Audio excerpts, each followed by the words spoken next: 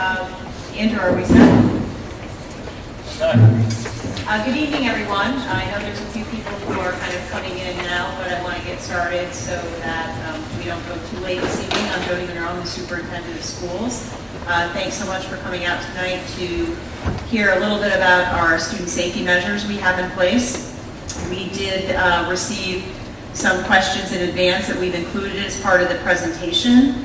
We also have some individuals here this evening who will kind of get up and circulate around who have index cards. So if you have questions as we're going through the presentation, you can jot those down and we'll try and get to any additional questions that either weren't submitted or maybe come up during the presentation as well.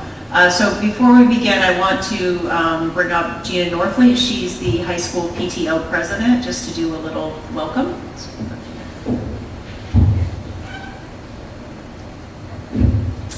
Good evening, everybody. Thanks for coming out this evening. So, as Ms. Monroe mentioned, I'm Gina Norfleet. I'm the high school PTO president. My children are Ariana, who is a 2022 graduate. I have an 11th grader and I have an 8th grader. So we're hoping that this presentation will answer any questions that you might have about school safety. I know you guys probably represent not just the high school, but elementary and secondary. But the high school PTO is working on other presentations that parents and guardians might find helpful. I know the middle school also tries to do that for the community. So if there's something specific that you'd like to be addressed in a future presentation, please don't hesitate to ask me or reach out to your building PTOs. And if you aren't already, and if you're able to, I would encourage you all to be members of your specific school PTAs and PTOs. They're all trying really hard to support their staff and students, teachers, parents, and guardians, so I encourage you to do that. But back to tonight's topic, it's no secret that many schools have experienced tragedy, and those are extreme examples. But tonight's topic is long overdue to be discussed here. Safety practices are demonstrated in our school every day, and we don't even realize it, and they're all good measures, of course. We are very fortunate to have a strong partnership with the Bethlehem Police Department, and as parents and guardians, we play a role in our children's safety. So it's good to ask questions and be a part of it. There is a great handout in the foyer with resources and who to contact if you have any questions. So if they're not answered this evening, please don't hesitate to reach out to those persons. And finally, I'd like to just thank the Bethlehem Central School District for having this forum and all the panelists here for being here. And we really appreciate it, talking about our school safety. And I'm very grateful that my children are growing up in the community with all your children and being a part and learning here in the district. So thank you.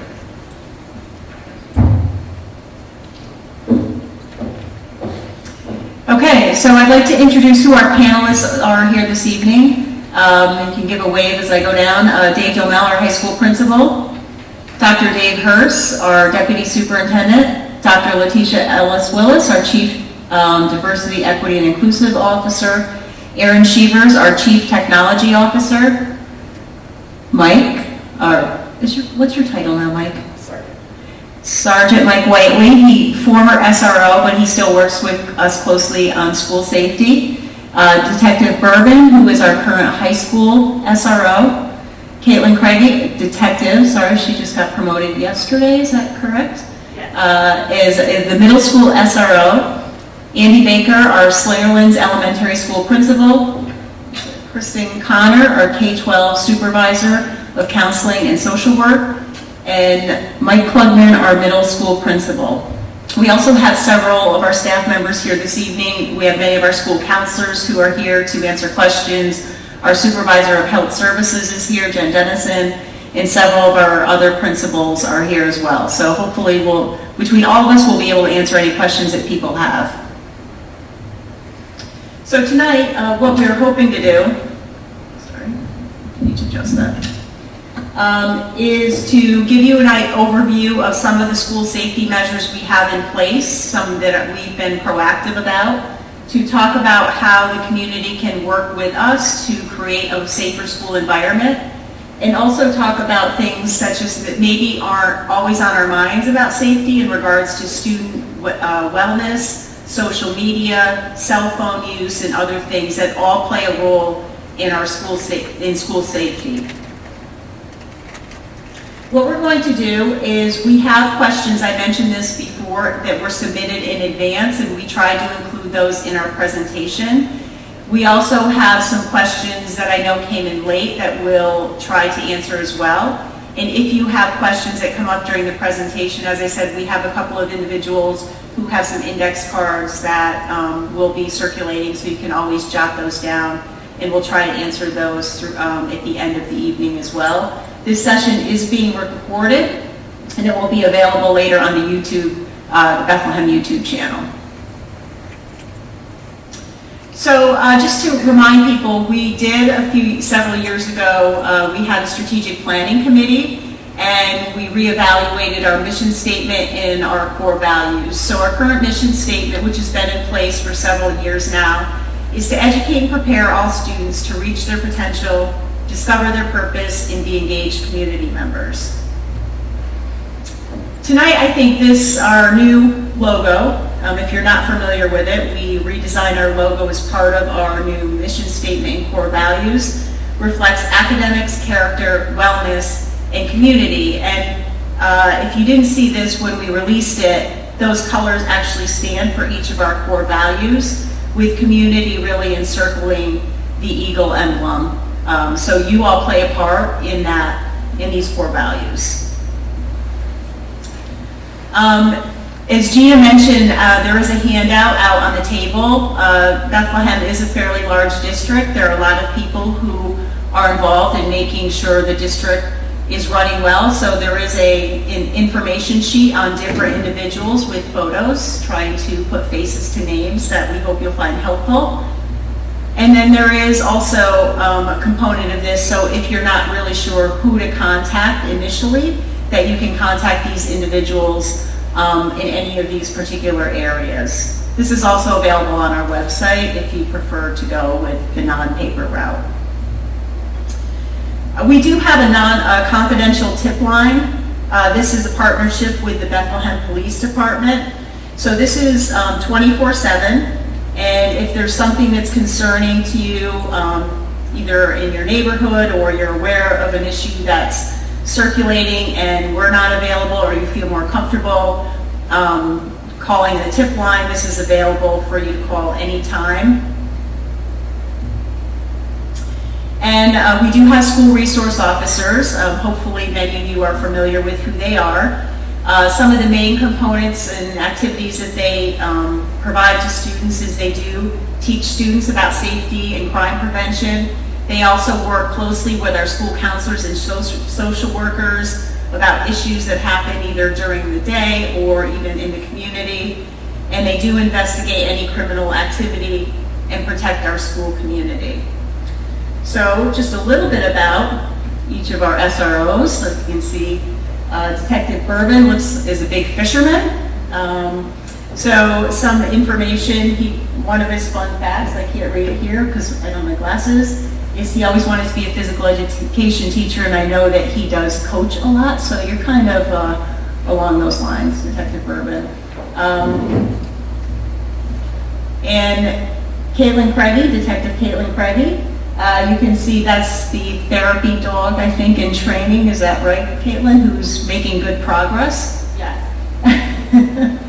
I thought this was interesting. Her favorite subject in school was chemistry, but forensic also, so it's in line. So one of the things I think, if you don't know our SROs, or your students maybe haven't gotten to know them, is they interact with the students on a regular basis. They're in the hallways, they're in the lunchrooms. And these are some of the things that they like to make sure the students know about them. So on to building safety. Some of the things that we thought were important that you know that we have in all of our schools, we continue to work on, is that all schools do have a single point of entry during the school day. All staff do have to wear photo ID badges. Visitors sign in and wear a visitor badge when they're in any of our buildings. We also, prior to COVID, actually, we have this up and running again. We have what's called the Raptor system, And this is a universal screening process that anyone who comes into our building during the day is scanned using this system, and once it's scanned in, we have a record of all of the individuals who have been in our buildings. We also have interior and exterior alarms in all of our buildings as well. We have many security cameras. We have about 450 security cameras at all of our buildings. That does include transportation in our operations and maintenance buildings. Many of these are scheduled to be upgraded during our next bond project, and there are some additional, there's 25 additional cameras that are also being will be installed during the next bond. These are both interior and exterior cameras, and I know many questions we've received is how do we make sure our exterior grounds are safe, and we do have cameras that monitor those areas. And the police and our SROs do have real-time access to our system if there's an emergency and they need to access that information. Some of the security improvements that you'll see, or you maybe have seen in some buildings, and is also being planned to be part of the next bond project, is hardening some of our entrances. And when I say hardening, those of you who came in, I think most everyone did, through the front of the high school, there's a two system point of entry where there's a door, someone checking, people coming in, and then there's another door that allows you in. And we've changed that. We just also changed it in Ellesmere, and that is the plan moving forward, that we have a two point of entry entrance coming into the building. That's best practice. Every classroom door has been retrofitted, so there's an immediate shut and lock. Security badge upgrades we've installed for our staff to offer more control. This also applies to contractors within the building. We have integrated the camera and badge systems, and we have a maintenance response system that also prioritizes issues with windows and doors that require immediate attention. So if there's an issue with a door that's not closing regularly, or there's a locking issue, we have a way to identify that and correct it as soon as possible. Some technology upgrades that we have now is there's a one-button dialing of 911 from all classroom phones. We also have 911 automatic alerts. So when 911 is called from anywhere in the district, the safety team for those either building or district teams are alerted immediately, as well as lockdown automatic alerts. Some of the safety trainings that you may not be aware of, but we do regularly. We have CPR, AED, first aid certification. We've done Stop the Bleed training, which is conducted by the Bethlehem Police Department. Our SROs are issued Narcan in response to a drug overdose if needed. We also have incident command training for all administration, which we generally do several times a year with first responders. A lot of people have asked about different safety plans. So the district is required to have district level safety plans as well as building level safety plans. So our district level safety plan you can actually find on our website. It's approved annually by the Board of Education. This is updated annually, so generally every July it's reapproved. It provides a framework for the building level plans. It also identifies who are the members of the district-wide safety team and the building level emergency response teams. The district, as part of this safety planning, works with the New York State Police, Albany County, the Sheriff's Department, the Bethlehem Police, local fire departments, and town officials, so that we can identify any emergency situations, either on school property or off school property, that may have an impact on students or staff. In regards to the building level safety teams, these are confidential documents. I know I've had several questions about what specifically is in our building level plans, and these are confidential, so they're not available to the public, but they are shared with our law enforcement and first responders. So these are detailed plans for each building, and They are, as I said, shared with the local police as well as emergency response teams. They include things such as the building maps, emergency procedures, contact information, guides for more than 30 different scenarios, evacuation protocols, and reunification processes.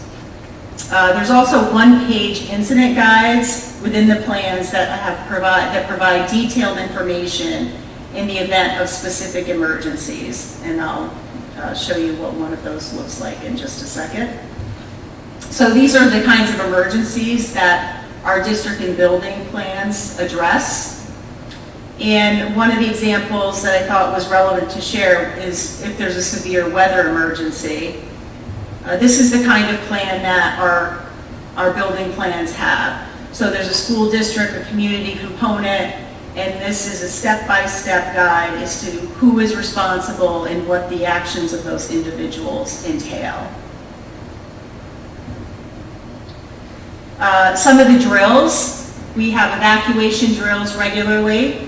We have lockouts. We have mass evacuation relocation drills and plans that our building level teams practice. We have lockdown drills 4 times a year. And some of the other emergency drills include things such as bus evacuations, shelter in place, and hold in place. This handout is available out in the foyer. It's also available on our website. In emergency communication, we do feel it's important to get in touch with as many of our families as we can. We use a system right now called School Messenger. This allows us to email, text message, or do automated phone messages. The one thing I would ask and reiterate is important is that you please check your Aspen accounts to make sure that your information is up to date, because if we don't have the correct information, then you won't receive these notifications. Transportation is another big component of our school district. All of our school bus drivers and attendants do have regular safety meetings and trainings. We also have what's called our beat team, where they go into our elementary schools to provide training to our students. We have bus safety drills for students at all schools, surveillance cameras on all of our school buses in the event of a problem. We also have recently installed GPS equipment on all of our buses. We have training for personnel prior to the start of the year and during the school year. We are going to be issuing new student transportation IDs where we can better track where students are getting on and off the bus. And that will be coming hopefully the second part of this school year. We also just have an agreement with Albany County for the stop arm cameras, which should be installed shortly to make sure student cars are not passing our school buses. And then if you're not aware, we've purchased some electric buses that just arrived this year. So still new, they've only been in operation for a couple of months. The other component that often is overlooked, but is a huge component of school safety, is student wellness, emotional well-being, mental health, and all of those pieces that help our schools to be safe. So we felt it was important to let you know some of the things we have in place and how you can help us with some of these areas. So hopefully we are on the more positive side of COVID. It's definitely been a tough couple of years, but we do still have students and staff who have COVID. We also are seeing an uptick in flu and other colds and respiratory illnesses. So we're just asking, we have all this information on our website. If your child is sick, to please follow the protocols that are listed. If they have a fever, they're not feeling well, please don't send them to school. Check the guidance, and always contact your school nurses if you have questions of whether or not it's appropriate for your child to be in school. I also thought that, thinking of school student wellness, we do climate surveys. We've done them for several years, talking about how do students feel about school. So we hadn't done it in a couple of years because of COVID. So when we compared our 2019 data, we did this again last year, we did actually see, we were pleasantly surprised, I should say, that we actually saw overall pretty positive results from our kids about how they feel about school, how they feel about connections with staff in the school, how they feel in regards to student connections. So this is something that is done every January. It is anonymous, so we don't know which students do indicate certain criteria in there, but it's something that we're tracking every year to see if we're making some gains. This is actually data that we're using as part of our strategic plan as well to measure how students are feeling about school. We do believe that mental health is a key to a safer environment. Relationships are huge. I don't think that would be a surprise to any of you. We've done a lot to really improve our social emotional curriculum, which we'll talk a little bit about shortly. And then, as I said, trying to help students and families understand that if there is something that's concerning, we do have the anonymous tip line if you're not comfortable coming to someone at the school or calling someone at the school is an option to consider. Some of our counseling and student support services, we have in the last several years added many school counselors, social workers, and psychologists to our program. In our elementary schools, we have a team, and in our middle and high school, we have a larger team to really address our student support services. So prior to COVID, we restructured our counseling program. We have prevention and intervention services that support mental, behavior, and social emotional health. We also had in place for a few years, and we added this year, Saratoga Center for the Family, which is a social work service program that not only provides counseling for our students, but also for our families, K-12. In addition to that, we've also developed threat assessment procedures for any early detection of violent behaviors when necessary. And some of the mental health supports, those of you who either have students in elementary school or have had, we have what's referred to as a coordinated care team. This consists of a school counselor, social worker, psychologist, our nurse, and usually our counseling supervisor involved, and our school administrator is involved in that team. But the counselor, social worker, and psychologist are the three individuals who work closely, really daily, monitoring how students are doing. They provide classroom support, small group and individual counseling, as well as our social emotional lessons. We have counseling referrals as part of our multi-tiered system of support services for students. And you probably recall recently we did administer what's called the PASS Universal Screener for all students in K-12. This was information that was sent out by Kristen Connor, our counseling supervisor. That will be done twice a year. That is not an anonymous survey, so we do have information on what individual students submitted, and it'll be a good check to see how our students respond on that survey and how that compares to our anonymous school climate survey that we administer once a year in January. Again, those of you who have elementary students may have heard the zones, the blue, green, yellow, and red zone. Hopefully your children aren't in the red zone too often. These are the social emotional learning lessons that are delivered by our school counselors in our elementary schools. In middle school, we also deliver these social emotional lessons. They're a little bit different, obviously. And in 9th grade, we are delivering the social emotional learning curriculum through the counselors, student assistant counselor, and social workers as well. We also have individual and small group based counseling at all of these different levels for students who need some additional support. Another big area to consider when we talk about student safety is online safety and what our kids doing. So we do have internet filtering. We use different tools to monitor what is being done on our network. Our filters do block sites associated with mature or violent content and security threats.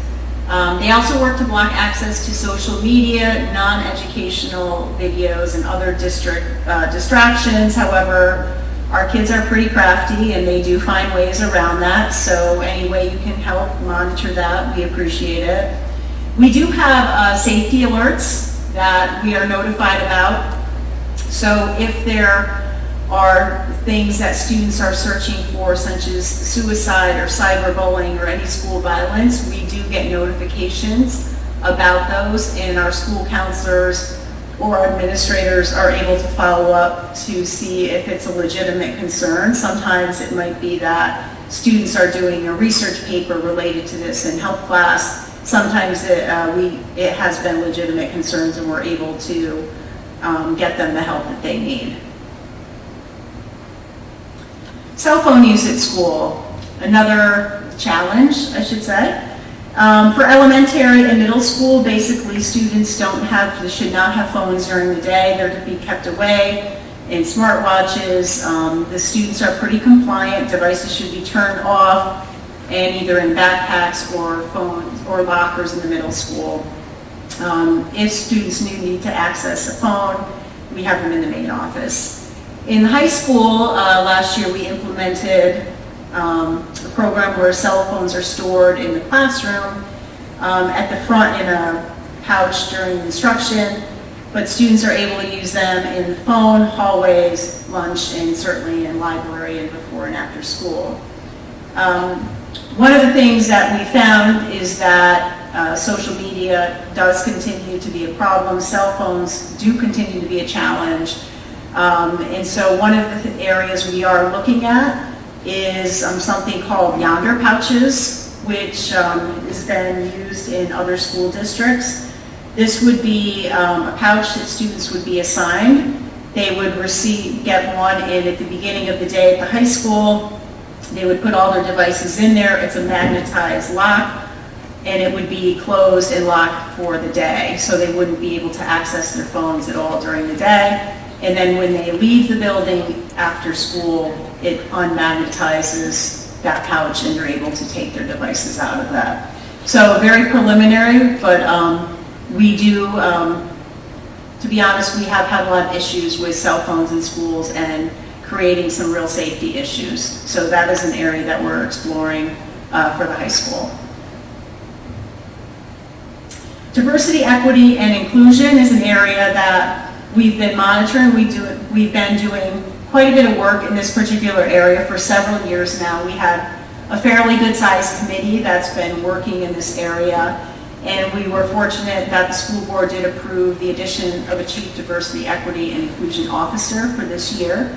One of the areas we do monitor in our school climate survey is how do different groups of individual students feel about school. And I'm happy to say that last year in our school climate results, we did see some positive trends in this area. So we're hoping that with the continued work that we'll continue to see some of these gains. So these are some of the specific results related to our diversity work. So our diversity, equity, inclusion is mission driven. You can see the comparison. It's very similar to our school district mission in supporting all members of our school community so that they can be in an atmosphere of mutual respect. I introduced earlier Dr. Letitia Ellis-Williams. She began her work this year. So some of the things she'll be working on as we move through the year is looking at our systems, policies, and practices. She will serve as a liaison between students, families, and the school, work closely with equity-focused interest groups around the district, and ensure equitable access and inclusion for all students and families across the district. The Dignity for All Students Act follows suit with some of our equity work. This is something that's been in place for a long time. It ensures that all students have the right to attend school in an environment free from discrimination, harassment, and bullying. DASA also includes, but is not limited to, discrimination and harassment based on the student's race, color, weight, national origin, ethnic group, religion, religious practice, disability, sexual orientation, gender, or sex. And we do have coordinators in all of our buildings, so if you are concerned there's a DASA violation or maybe a DASA violation, you can certainly contact any school administrator or counselor, but these are the actual coordinators designated for each of our school buildings. And community resources, I just want to mention, we do work with many community agencies. There are resource materials out in the foyer from Albany County, different guides on community resources available to families, suicide prevention and suicide concerns, and there's some other table out there courtesy of the Bethlehem Police Department there's some reflective vests, which now is a good time to wear them, which is very dark in the morning, dark in the evening, and some other materials for you to take. So I do want to go into our question and answer. So these are, again, questions that were submitted in advance of tonight's presentation, and I'm going to be deferring to different individuals on the panel to address those. And if you do have specific questions, maybe you weren't able to submit in advance, or maybe you have questions based on this material, we'll have a couple people just take a walk around with index cards, and again, you can add those in, we'll answer them at the end of this. So the first thing I'll just address, because there was a question about, well, what's the purpose, why all of a sudden are we having a forum? And really, we've had a lot of questions, really since last year, about general student safety in the schools.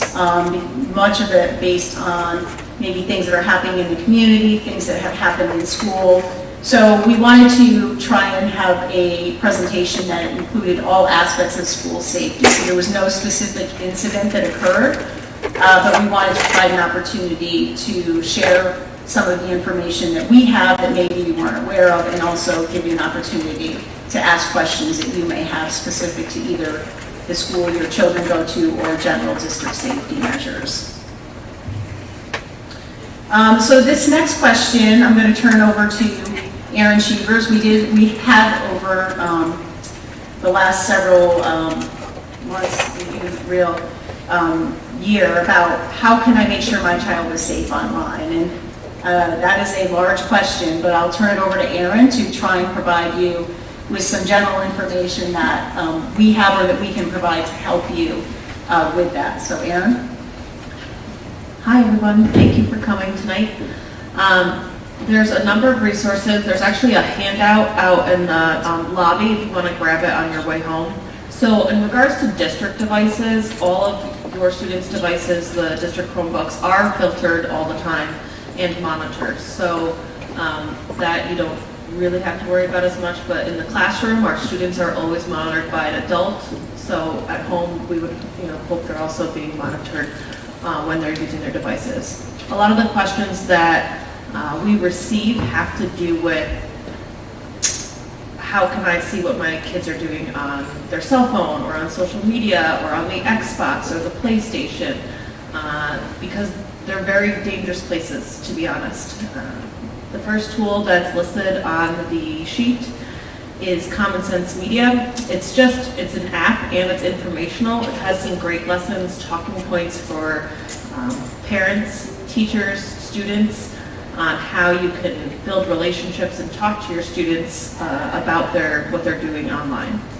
I will say, building a relationship and having that open communication is the most important thing that you can do. There are also apps that you can utilize to see what your children are doing in some cases. Apple and Android both have a screen time app or a family link app where you can limit screen time, you can control the settings. If it's a mature app, they can't download it.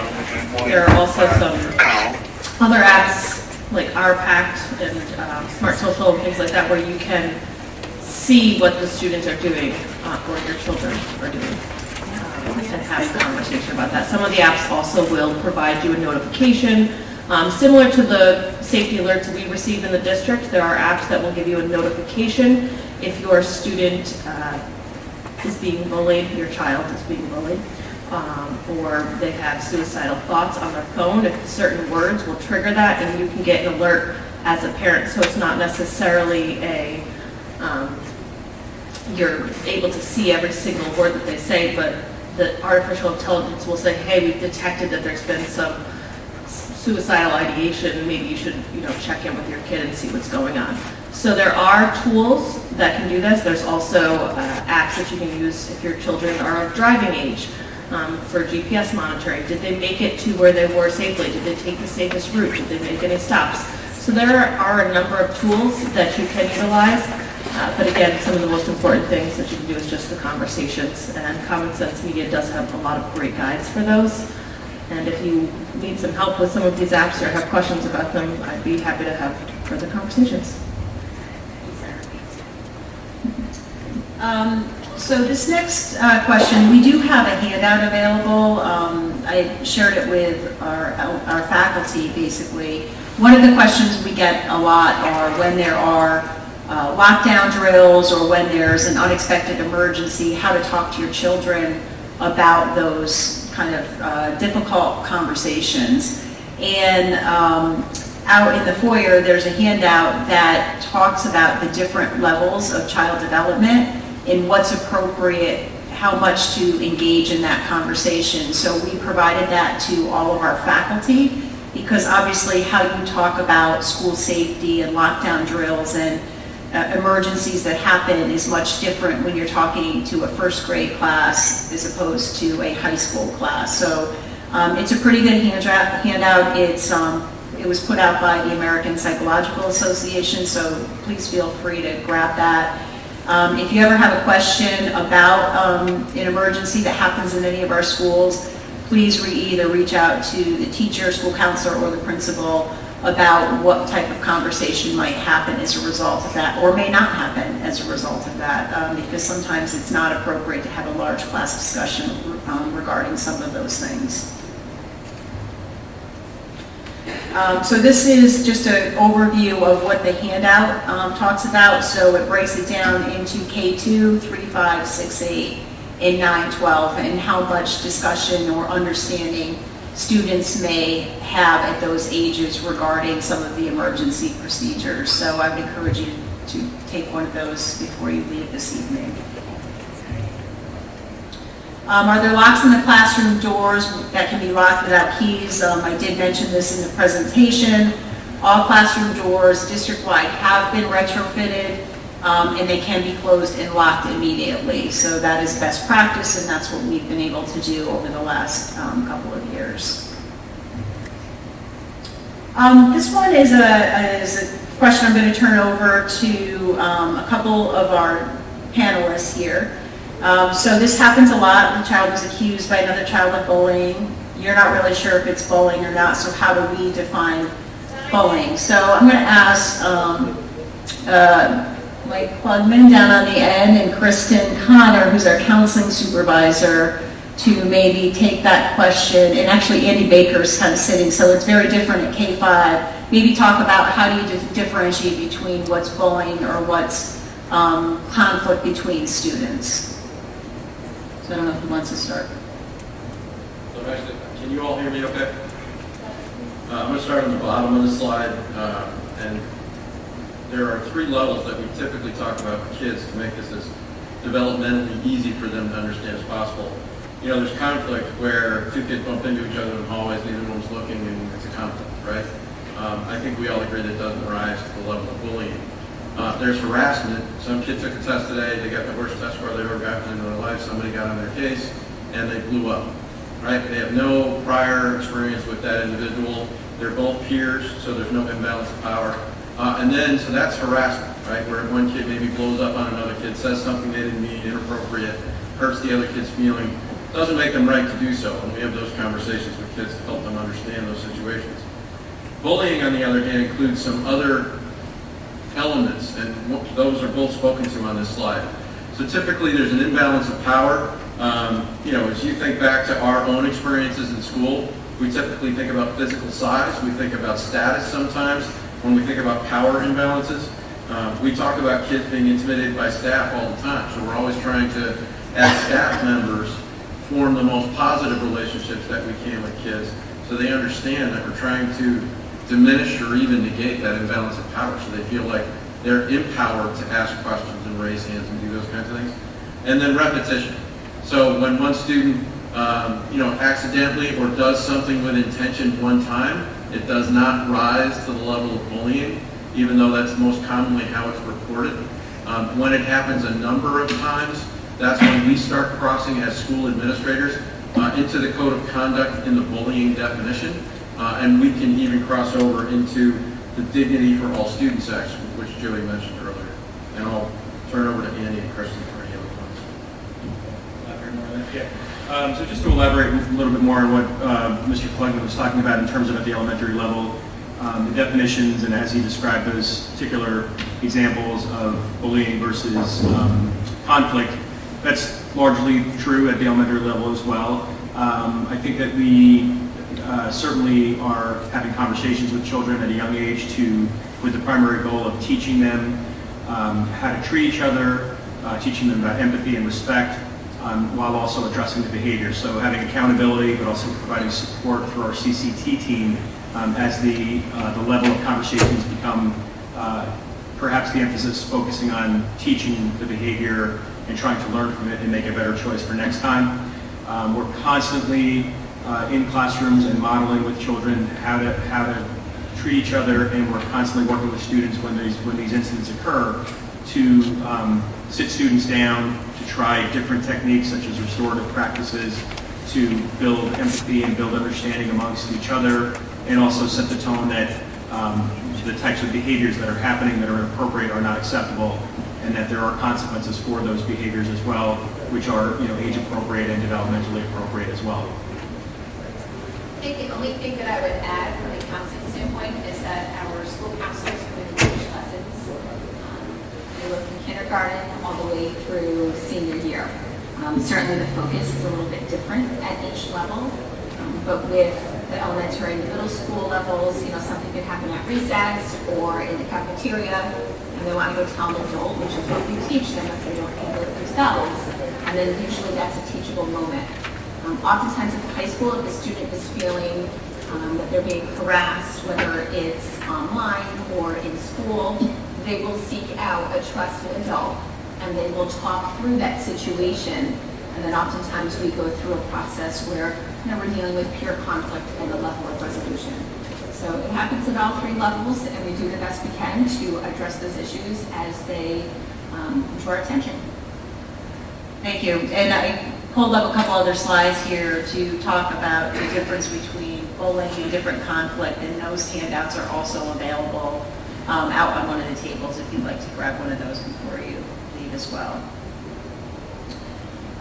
So the next one will go to Kristen Connors, and maybe if she wants to ask any of our counselors to address this. My daughter's dealing with some issues outside of school. Is a school social worker available to help her? So maybe how do our school social workers work with our students, and then when does it get to a point where you might need to enlist the help of an outside agency? So Kristen, I'll turn it to you. Sure. I think what's really important to note is that all of our staff, not just our school social workers, but also our school counselors, our school psychologists, as well as our student assistance counselors, are all available to support students. If it's a parent referral and they reach out to any one of those folks, we have discussions during our coordinated care team meetings to decide, who has the availability to check in with that student and respond to that parent. The same thing happens if a teacher reaches out and says, we're seeing that a student is impacted by something that may have happened outside of school. What's the process? And so as a team, we discuss who and when that person can pick that student up to check in and see what's going on. If it's something that's going to be more of a clinical approach, certainly our school psychologists have that training, as well as our school social workers, and so they can certainly do a quick assessment to decide whether that's something that's school-based and or something that needs wraparound services. And so these are all conversations that we have on a weekly basis, whether it's in department meetings, coordinated care team meetings, on the fly based on a referral that we have received. We're always having conversations about the level of support that a student needs. So I just want to emphasize it's not just one group of folks that can provide that support, but it's many of our staff that can do that. And then when does it rise to something that is should be seen by a clinician out of school. Oftentimes, the first thing we look at is whether or not there's an educational impact when a student is referred for counseling. You know, we try to keep school-based, right? So if it's something that has to do with a peer, certainly we're there to address those situations. If a student has a strong emotion and we've taught them how to regulate their bodies, certainly we want to have that conversation in school. But if it's something that's happening at home, or there's been a challenging situation, we absolutely will talk with that student and with that family. But if there's no educational impact and it's something that's handled at home, we will refer out to an outside agency, or maybe Saratoga Center for the Family, where we have 2 clinicians that work K-12 in our district. So there is a difference, but we will always talk through that with the families so they know the difference based on the situation to provide a level of support that's needed. Thanks, Kristen. Next one also is a question we received about the middle school counseling staff doing to support and address mental health concerns for middle school students. So, Kristen, I don't know if you want to address that, or you want to have one of the middle school counselors address that. Well, great timing, because Carly Young, who is here this evening, is also doing a presentation tomorrow night at our board event meeting. And so I can just give a quick synopsis of what we do at the middle school. As you know, our middle school is grades 6 through 8. We have Tier 1 SEL lessons at all 3 levels. Some of them are a different focus. So at the 6th grade level, they're transitioning to the middle school. So we talk about things that are developmentally appropriate, right? Like, how do you manage stress when you're coming to a school where you have to manage 6 different classes and teacher expectations? We do talk about social media at all 3 levels, because that's very important, because that's a component of a teachable moment for our students at the middle school, because some of them, this is the first time they're receiving cell phones. We also talk about academic concerns. We talk about healthy and unhealthy relationships. We talk about what's a healthy boundary and consent. These are all the things that our counselors have developed. And Carla, we are very fortunate to have the leadership of Carla Young, because she's really taken our middle school program and built it to a place where we have more access to different resources than we've ever had before. And so we bring in outside agencies to our middle school to have conversations with students.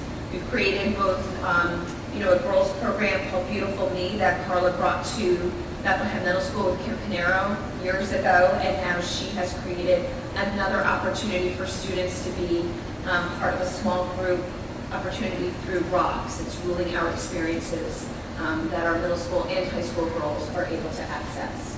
So I would say the mental health concerns and support for students at the middle school have been enhanced, due to the staff that we have there, and also having more staff added as we transition to one of our school counselors as a student assistance counselor this year at the middle school. So we're fully staffed there with 4 counselors, 2 school social workers, 2 school psychologists, and a student assistance counselor. Thanks, Kristen. We did get a question about why we are no longer reporting COVID-19 cases. As I mentioned, our supervisor of health services is here this evening, but we're not required to report those cases anymore, and because of all of the home testing kits, we're not really sure the data would be all that accurate. Our nurses, though, are tracking the absenteeism rate, and as I mentioned earlier, aside from COVID, we also are seeing more generally cold, respiratory, flu issues. But when we do track attendance, if there are concerns, we do have a working relationship with Albany County Department of Health. So we are in communication with them. But if you have concerns about any illnesses, our nurses are always available and willing to answer questions that you might have. What is the district doing in response to concerns about the lack of clear goals and evaluation metrics for the SRO program? The goals and the duties of the resource officers actually are outlined in the agreement we have with the town that is on the website if you're interested in looking at that. The SRO agreement is posted, and we also are keeping track of the data in regards to what our SROs are doing on a daily basis. We started tracking that last year, and this just gives you an idea, and I'm going to actually ask either Detective Berman or Detective Craigie to just talk about how you kind of track this information. We looked at this last year, but this is just for the month of September to give you an idea of some of the things our SROs are involved with. So I don't know if one of you wants to just address how you track this information. Okay, so just to be clear, we want to make sure that our goals, objectives, and duties of the position were properly tracked. So within the last year, we came up with categories of calls and incidents that we handle on a regular basis. We're at the middle school, the high school, and all the elementary schools. So the way it works is we actually have Detective Craigie in the middle school, I'm in the high school, and we split the elementary schools in terms of the responsibilities that we have to attend to every day. And we keep detailed stats on those, and we average between about 50 to 60 calls of service per month within the school district that handle a variety of different areas. They could be from criminal investigations to vehicle and traffic complaints to everything between to assisting counselors and school personnel with individuals who are having difficulty with the school. A lot of our responsibility handles mental health issues. We're an integral part of the team that is able to offer our services from the community and bring those services from the community into the school so we can have a dialogue between what's going on at home and what actually is occurring at school. Great, thank you for that.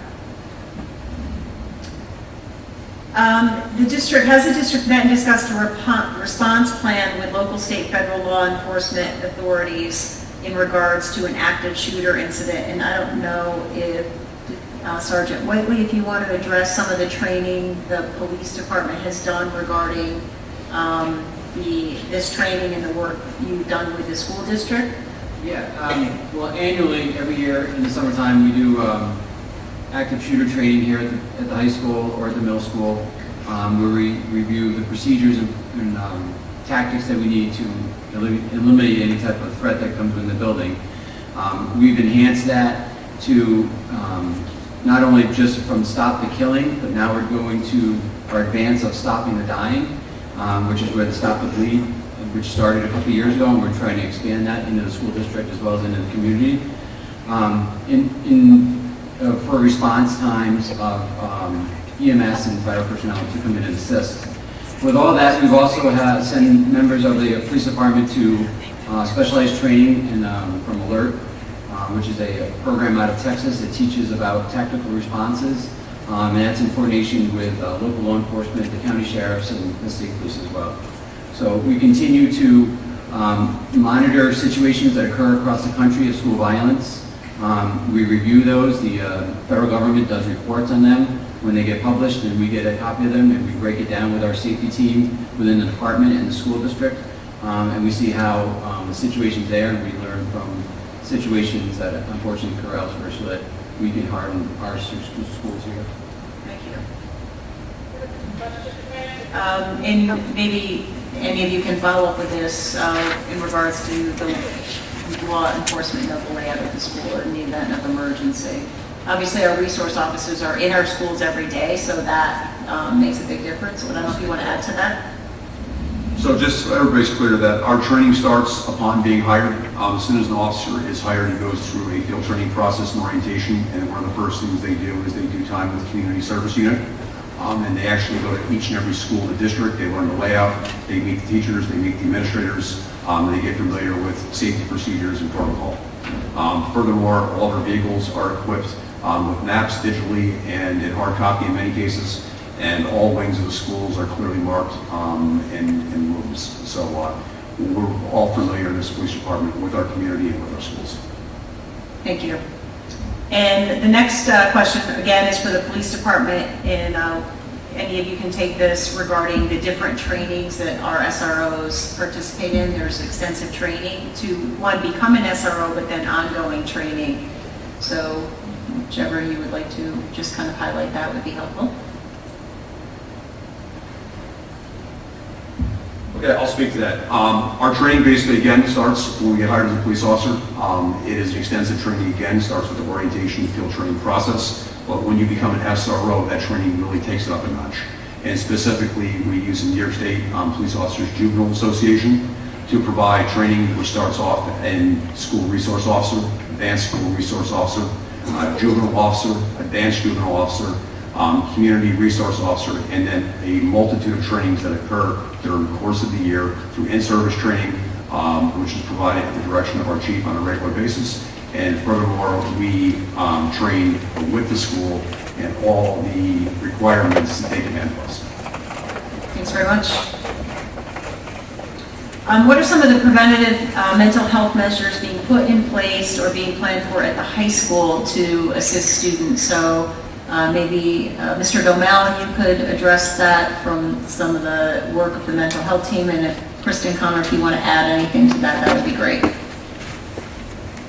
Sure. Thank you again for coming tonight, everyone. Outside of, they talked about a lot of the people and personnel that are in place and programs already in regards to mental health at the high school. But obviously, one of the major factors in supporting students and preventing, issues related to mental health or getting ahead of them, being proactive, is making sure the staff know what to look for. We do that at faculty meetings. We do that in trainings throughout the year with staff. We have a faculty meeting Monday where our student assistance counselor and one of our social workers are working with them on signs to look for with students in the classroom, withdrawal, different triggers for students, how the teachers can alert us what they should do with the student.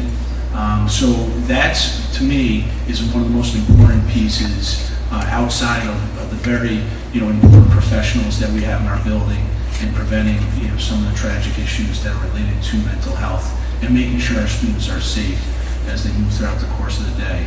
I am happy to say that coaches even now are becoming more involved with mental health. We have our student assistance counselor and counselors within the department working with our outside coaches with sports teams, because as we all know, on the national level even we see the many issues from the stresses and pressures related to academics and athletics. So we're expanding outside of what our permanent personnel is related to mental health to make sure all our staff and professionals within the building are properly trained and know how to support and access the resources within the building. Thank you. Kristen, did you want to add anything to that? I think just to add to what Dave has said and also what's up on the screen, we actually have one of our ninth grade counselors here, our student assistance counselor, and one of our high school social workers here who can also speak to this. Now, the high school is a big place, and we need to make sure that kids feel connected. So one of the first things we do is we address the transition. So we get in front of the students through orientation. We're in classes with them, having conversations about study habits, about academic performance, about what it feels like to be stressed out, and who to go to if you need support. So we do talk about, school safety plans, who are your resources. We offer parent programs. So even for the ninth graders this year, our counselors are offering three programs for parents to come and engage and have conversations about the things that they're seeing with their students at home. And how can we partner to make this, a more supportive environment for them, both in the classroom and outside of school, whether they're actively involved in activities. Certainly we have times where we need to have these conversations, but the most important thing is that our staff is out of their offices and visible in this building, talking with faculty, talking with students, making sure that they feel good about themselves, right? Going into the cafeteria, having conversations. And so that's what these folks are doing to ensure that kids feel that they belong here. And if not, we hope that those connections will allow them to come in and to speak up and to find ways that they will connect. So it's classroom lessons, it's parent programs. We do that for every single grade level. We invite parents here to talk about, academic performance, college preparedness, all of those topics we discuss here because it's a partnership with all of you and our school staff. Thank you. And I think that's the end of the questions. Yes? So I did see some questions being submitted, so I think our communications people, who I'd like to thank, Joellen Gardner and Julie Cahill, for helping out and putting this program together this evening, but looks like they have questions for us that we didn't answer.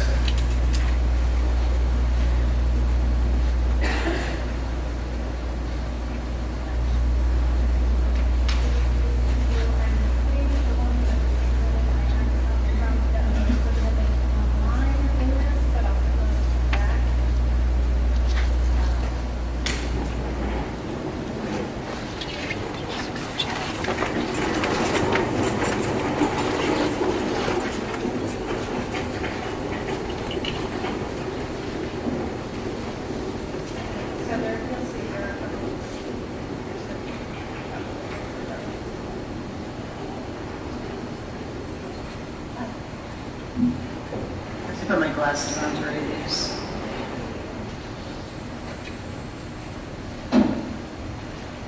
Okay, the first one, actually, could Dr. Ellis speak a bit to how her work is supporting students and staff? So, Dr. Ellis, would you be able to share some of your work that you've done so far this year? Of course. It's a big endeavor working with all of the stakeholding groups in the Bethlehem community, which includes Bethlehem school community and the community at large. So the first endeavors were to get to know everyone, to get to know the building principals, the administrators, the stakeholders as it related to food service, O&M, clerical, and all of the persons that are going to participate in making sure that this endeavor is successful. So with that, we've had multiple trainings. We have had trainings on the operational definitions of diversity, equity, and inclusion, and then collectively, we've also participated in workshops and professional development as it relates to supporting all of our students as their authentic selves and all the auspices that exist here. We've actually taken a dive into recognizing and informing our school community as to what the diversity looks like here at Bethlehem. So for example, there are some misconceptions that Bethlehem is pretty homogenous by outward visibility, but within that and embedded within that is social economics, gender identity, the haves and the barely haves, the understanding of who lives where in the community. So even if we don't have the overt understanding or comprehension, there is still levels to who's who that make up the community here at large. So taking the time to understand, taking the time to take the deep dives and have the conversations, some comfortable, some not comfortable, because whenever you're bringing together persons with different filters, different experiences, different upbringings, there is my role, which is to make sure that we provide psychological safety, because it's not something that's easy to participate in, but it's definitely something that we see we need to do to make sure that we are ensuring the success of all the students that come through the corridors to be educated here. What else? Did I leave anything out? I think that's a good start. The next question is, why does the district not have a full-time BCBA, board certified behavior specialist, to assist with target behaviors for students with disabilities? That's actually an easy one. We do, in fact, have a certified individual who is in that area, and we have in the past. This is probably a question for Erin. Will Android Family app work on school Chromebooks? No. Is there an alternative? But because it's an actual app, it's and we restrict the apps to only be what we support as a district, and we're required by law to have contracts with these vendors at Law 2D. So Android would not sign our contract to have that specific app installed. So it depends on the app itself. So no, but it will. We have a number of monitoring tools already on there that I can help with. Great, thanks. Has the district considered security measures such as metal detectors, bulletproof glass, pods for the classroom, etc.? So we are always evaluating our safety plans and measures, recommendations. Obviously we are a school district, and so our buildings are not totally secure all the time. We have kids going outside for recess. But we do in fact review our plans and procedures regularly. And if there are things such as hardening of the entrances or having more secure glass in certain areas, we certainly look at that. We are looking to have, we talked this summer in one of our safety meetings about having someone come in and do some auditing of our buildings on the exterior and things such as that. So that's a work in progress, so we'll continue to look at those options. Who should be your first person to reach out in an elementary school if your child talks about suicidal thoughts? So I think I will ask Kristen or Andy or both to maybe address that question. Joe, just to clarify, the question is the child is expressing those thoughts to the parent, and the parent Yeah. wants to know who to contact. Who should the parent contact? Anybody as quickly as possible. I mean, if they call an elementary building, they're gonna ask for a member of our CCT team. Something like that, they would need to let us know that this is an urgent matter, that we would need to speak to that individual immediately. And we're all equipped with walkie-talkies that we can be contacted. And I don't mean to sound alarmist in that regard, but that's that's obviously a very serious matter that needs to be addressed immediately. And we're all, hands on deck in terms of any staff who's equipped to handle that question.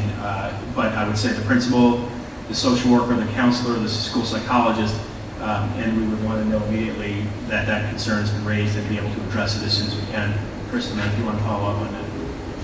I think it's also important to mention that we will contact our school resource officers if there is ever a need to have additional support. If the student, requires that, certainly we wouldn't do that without having conversations with the parent. Sometimes we'll also ask the parent to get on the phone with their pediatrician because that medical professional knows their child well. And if there's any sort of medication change in the family home, those are all things that we kind of work through with the student, having those conversations. All of our staff is trained. We follow very specific procedures when it comes to student safety, anything having to do with self-harm, not only suicide, but self-injurious behavior. Those are the things we take serious, and we respond immediately. And I would mention, I indicated that we have some resources out in the foyer from Albany County. There is information to contact outside agencies in the event it's after school hours on the weekend or during the summer where you might need immediate assistance and you can't get someone in the school. So I would recommend taking a look at those resources or taking something with you. Yes, go ahead, Kim. I just also want to add, even outside of school or after events, during weekends, don't wait to report something like this when your child's back in school, and don't wait for a friend to be texting back and forth, so we're having a third-party reporter. I just want to emphasize on the importance of reporting ASAP when something like this happens. I've had text messages at 10 o'clock on a Saturday night from concerned parents and staff regarding a student making suicidal allegations on our school platforms, and we take initiative right away. We contact, the principal, contact the social workers, guidance counselors, etc., and we'll contact the police department and make sure that a unit responds to that location, or if it's a ping situation where we're trying to locate a student. But following the next business day, if that child is taken to a facility or has to have immediate evaluation, we do follow up with the school the next business day to make sure that this child is secure and has the conversations that need to be taken. Thanks for adding that. The next question is, has there been questionnaires, anonymous surveys for students, but especially teachers and staff regarding their opinion of how safe campus is and how thorough safety protocols are? So there are some questions. I mentioned the school climate survey and I showed some student data, but there actually is a questionnaire for parents and for staff. And there are some questions related to school safety, questions such as, I feel safe at school, I notice fights at school. There's a series of questions regarding school safety. So that is a part of the climate survey.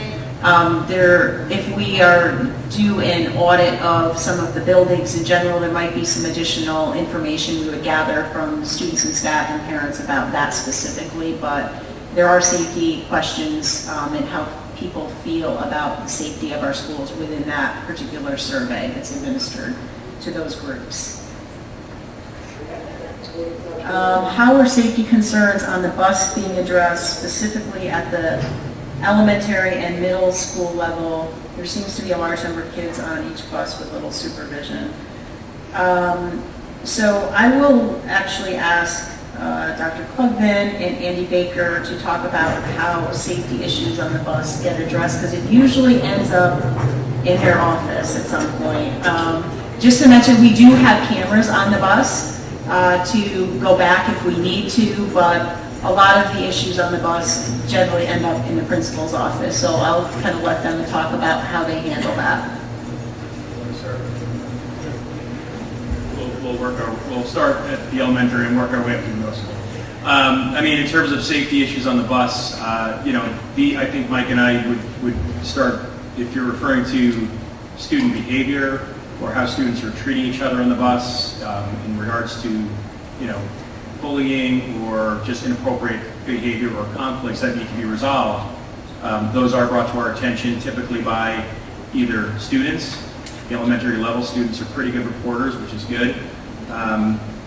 Secondarily, we might have the driver directly contacting us via the bus garage. That might come with a referral. And then we're going to be following up accordingly to investigate the matter that's been brought to our attention. We might use the videos, which are pretty good, although the little kids are kind of low in the seats, so it's hard sometimes with those higher seats. But we would do our due diligence to investigate any concern brought to our attention regarding any of those matters, and then follow up with, again, working with the garage, with the parents, with the children involved to come to some kind of a resolution to the issue. Support the student as needed, or provide any consequences such as an assigned seat. Riding the bus is a privilege, and when we have conversations with students where they're not following the rules and they're not being good citizens on the bus, that can come with pretty heavy consequences if the behavior doesn't get improved. So that a meeting with parents where we're now discussing the possibility of a child not riding the bus anymore, while that's infrequent, it is an occurrence that can happen. It is a tool that we have in our repertoire. But I'm not going to speak to any safety issues in regards to other safety concerns on the bus. And I just wanted to clarify that because I think the question, I'm not sure of the intent of the question, but that answer speaks to those issues. And if Dr. Klugman, you'd like to elaborate, or Detective Craigie? I just want to let the community know as well that we have been provided a transportation radio, myself and Detective Bourbon. So we are actively monitoring the dispatch center for transportation.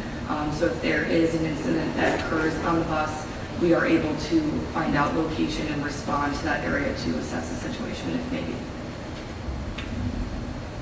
Yeah, so this may sound strange, but if someone would ask the question, what do you do when a student falls down in social studies repetitively, and how do you respond to that?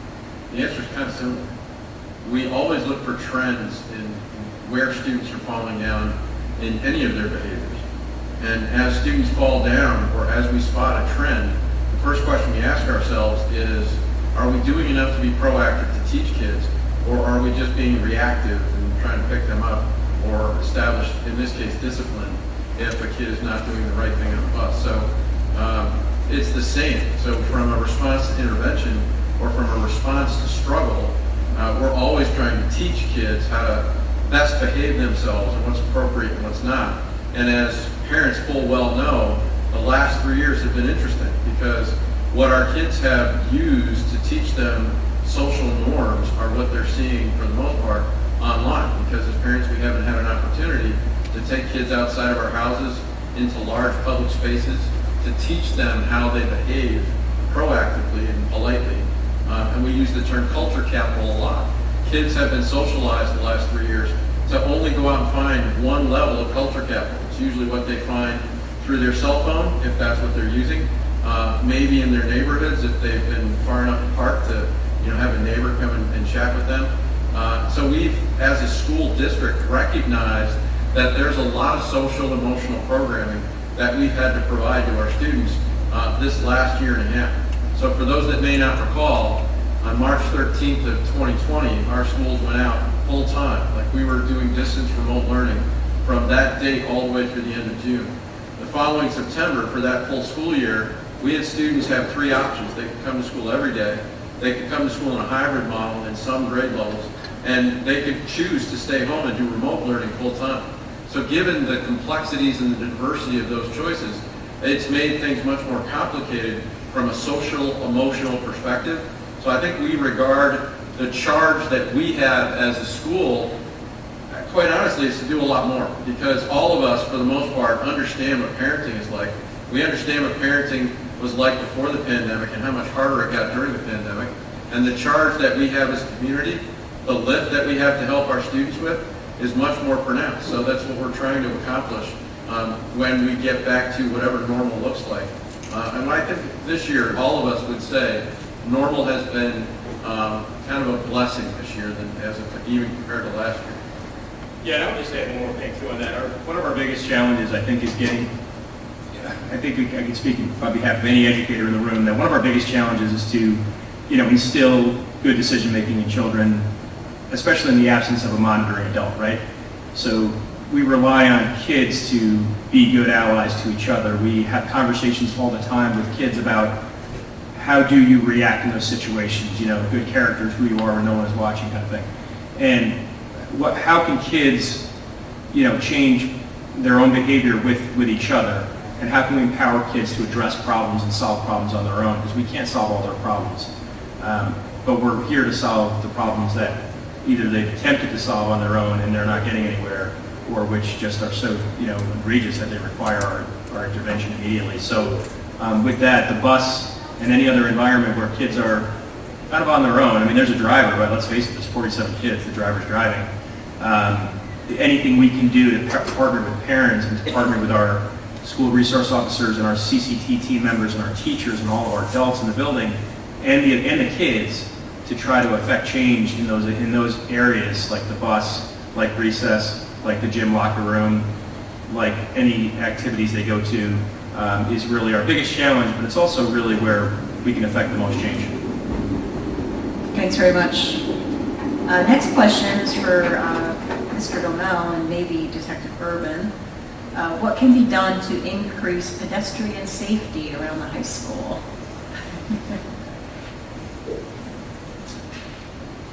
So obviously this is something we all are concerned about. The parking lot has a lot of people, even more than prior, speaking of the pandemic and COVID, more so now.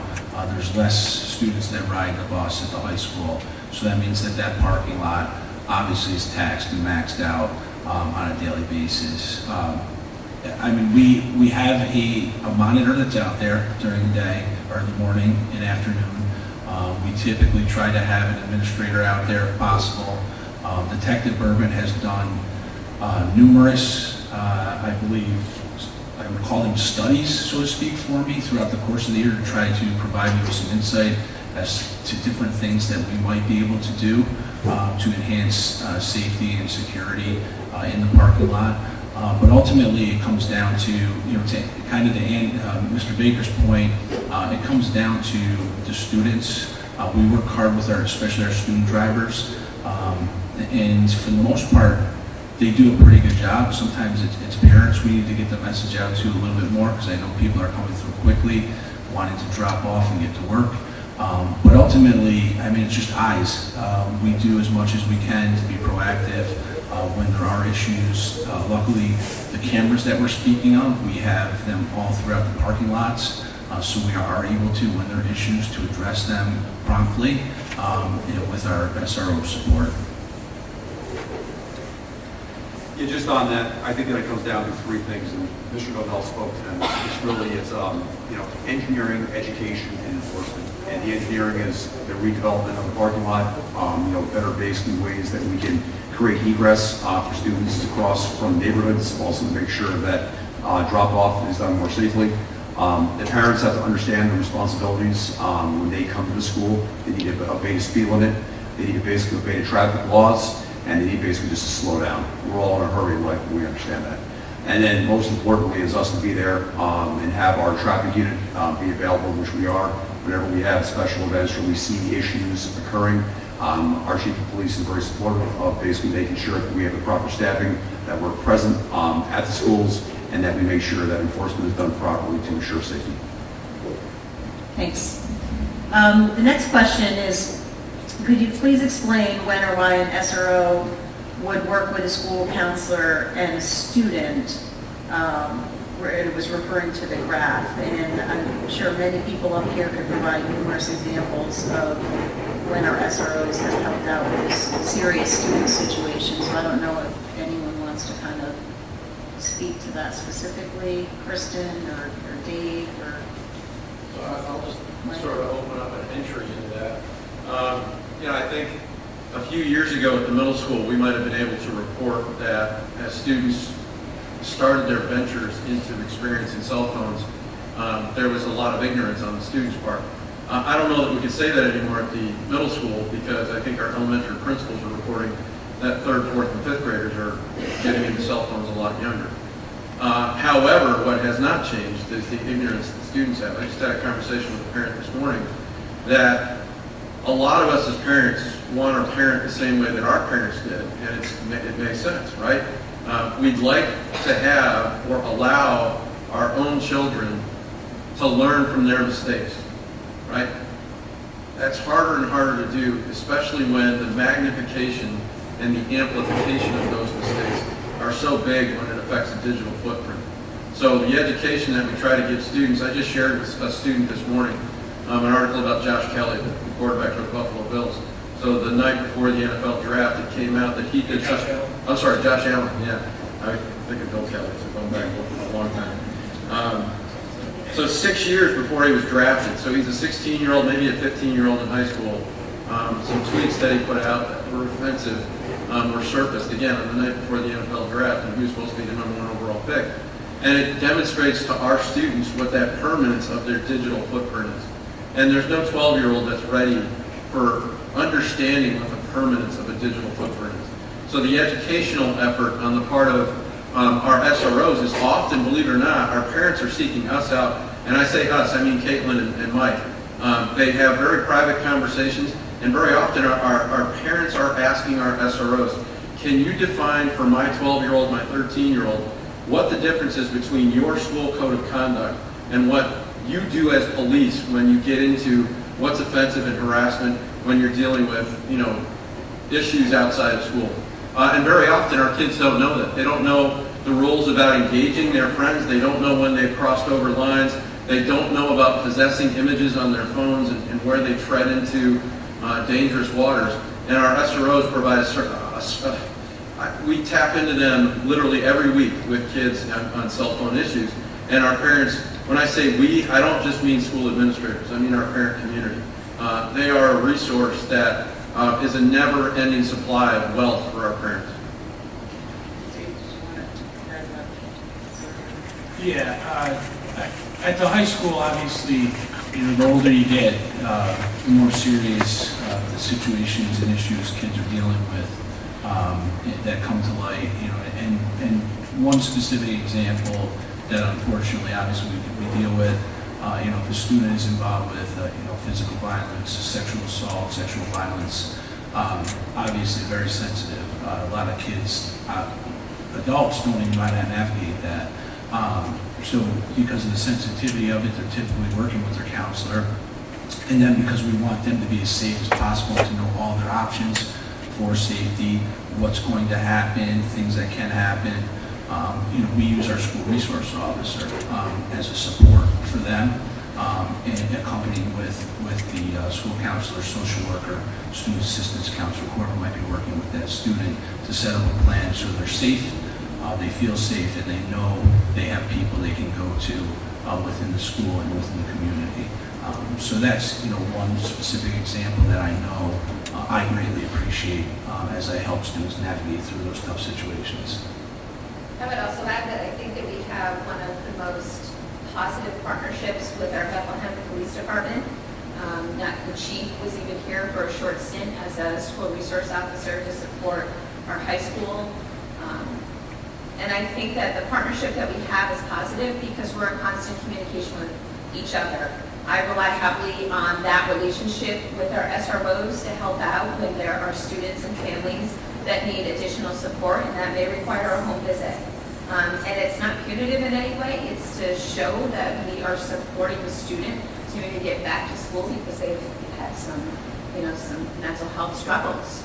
And so we always call them if we really need their support and help, because when you have a team effort, at times the kids can see that there's more than one person that they can go to in the school community. And that's really important for our students to see that partnership between the Bethlehem Police and our school community here.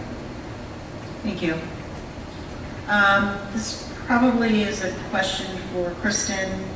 Is a list of resources, mental health, such as mental health resources mental health resources outside the school in the community readily available? So if a family needed information about what mental health resources are available to them outside of school, is the counseling office who they should contact for that? Absolutely. So we have a list that we create and update every year. They're all shaking their heads over there because there are a lot of updates. There are people who have closed their practices. There are some that have moved on into retirement and have closed their practices. So we're constantly updating that. We have a list of providers readily available. Unfortunately, a lot of those folks have wait lists. And so we then ask families to contact their pediatrician to see if they have a behavioral health component at their practice, and then also to go through insurance. So if you have CDPHP, if they tell you there's a behavioral component, and so you can look up a physician just as easily as you can a psychotherapist, right, a licensed mental health clinician. And so there are other avenues besides contacting the school to get those resources, because oftentimes you need your insurance in order to access kind of those services outside of school. And so yes, we have it here at school, but we also will direct you to other options that exist outside of school as well. Thank you. This is, Aaron, you touched a little bit on this, but this might be also a question for the police. Is the district or local law enforcement monitoring social media to help identify threats, I'm assuming threats to the school, but maybe in the community, made on those platforms? We actually block social media, so most of those threats are actually happening on their personal devices or their personal accounts.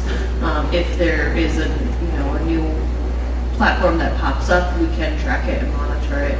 And we do get alerts if there's ever we get violence alerts, threats alerts, cyberbullying. So if it's on a device and it's on a platform that is accessible and not blocked, then we do get those alerts in real time. In law enforcement? Yeah, so, obviously we get notifications from parents, right? Kids, the stuff that goes on social media, and then the kids get scared. After they read it, they go to the parents, and the parents contact us, and then we start our investigation from there.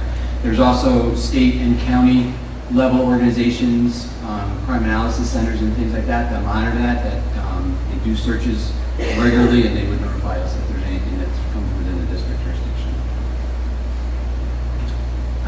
This next one is asking about security measures after school hours. So feeling that we're doing a good job during the school day, but what additional safety and security measures are happening outside of the normal hours, like special events and activities? So I know the police are often at some of the larger events, so maybe Dave or Detective Urban, you're at a lot of those, can address how that works. So after hours is always a concern. Obviously, there's a lot of events that occur on school property and grounds, so it's a challenge to be able to staff that properly and make sure with certainty that we're 100% safe. However, though, at large gatherings, any events that require police presence, the school district puts on details, which we mandate through the police department to fill those roles and to provide school safety for details at football games, basketball games, any organization event.